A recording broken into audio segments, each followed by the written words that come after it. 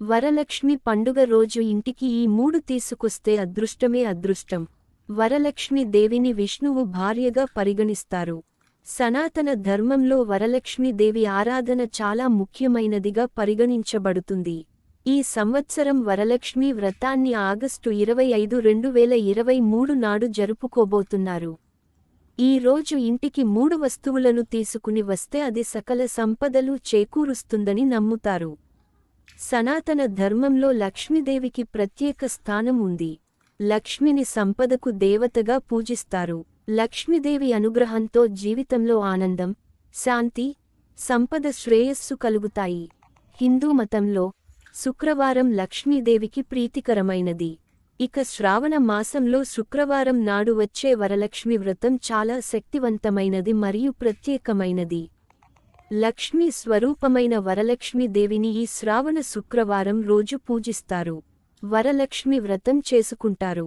వారాలు కురిపించే ఈ చల్లని తల్లి కృప లభిస్తే జీవితం ధన్యం అయినట్టే. వరలక్ష్మి వ్రతాన్ని ఆచరిస్తే అష్టలక్ష్మి అనుగ్రహం లభిస్తుందని నమ్ముతారు.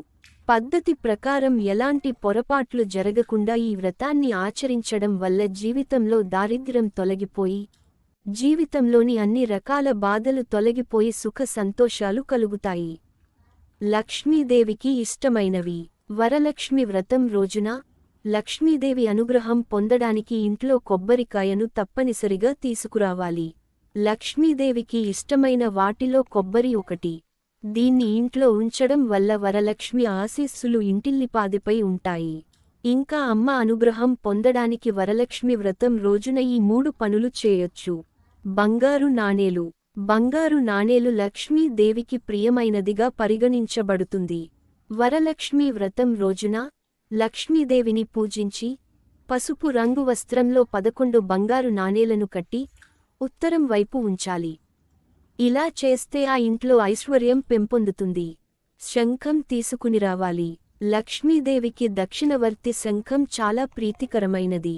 శాస్త్రాల ప్రకారం శంఖంలో లక్ష్మీదేవి నివసిస్తుందని నమ్ముతారు. సముద్ర మథనంలో బయటకు వచ్చిన 14 రత్నాలలో ఇది ఒకటి. వరలక్ష్మి వ్రతం రోజున దీన్ని ఇంట్లోకి తీసుకురావడం వల్ల డబ్బుకు సంబంధించిన సమస్యలు తొలగిపోతాయని నమ్ముతారు. పారిజాతం మొక్క. పారిజాత పుష్పాలు లక్ష్మీదేవికి చాలా ఇష్టం. అమ్మవారి ఆశీర్వాదం కావాలి అంటే ఇంట్లో పారిజాతం మొక్కను నాటాలి. ఈ 3 పనులు చేస్తే అమ్మవారి ఆశీర్వాదం ఇంటిపై ఎప్పుడూ ఉంటుంది. ఆర్థిక సమస్యలు తొలగిపోయి ఐశ్వర్యం ప్రాప్తిస్తుంది.